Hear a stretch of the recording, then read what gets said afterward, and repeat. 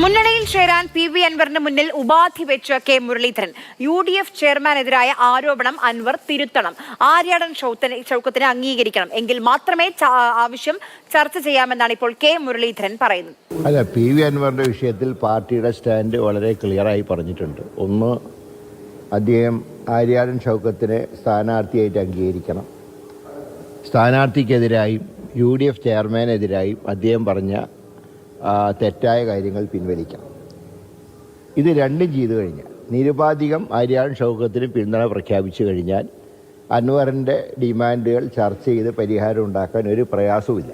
പക്ഷേ ഈ രണ്ട് കാര്യങ്ങളിൽ പാർട്ടിക്ക് വിട്ടുവീഴ്ച ചെയ്യാൻ സാധ്യമല്ല. പാർട്ടി അംഗീകരിച്ച സ്ഥാനാർത്ഥിയാണ് ആര്യാടൻ ഷൗക്കത്ത്. അങ്ങനെയുള്ള സ്ഥാനാർത്ഥിയെ മോശപ്പെടുത്തിക്കൊണ്ട് പറയുന്നത് UDF തന്നെ മൊത്തം അധിക്ഷേപിക്കുന്നതിന് തുല്യമാണ്. പിണറായി വിജയനെ തോൽപ്പിക്കാൻ അദ്ദേഹം ആത്മാർത്ഥമായിട്ട് ആഗ്രഹിക്കുന്നു എന്നാണ് ഞാൻ മനസ്സിലാക്കുന്നത്. അങ്ങനെയാണെങ്കിൽ അദ്ദേഹം ചെയ്യേണ്ടത്, ഇപ്പോൾ ആർക്കാണെങ്കിലും തെറ്റുകൾ സംഭവിക്കാം. അങ്ങനെ അദ്ദേഹത്തിന് പറ്റിയ ഈ രണ്ട് കാര്യങ്ങളിൽ അദ്ദേഹത്തിൻ്റെ പ്രസ്താവനയാണ് ഒരു വിലങ്ങുതടിയായിട്ട് നിൽക്കുന്നത്.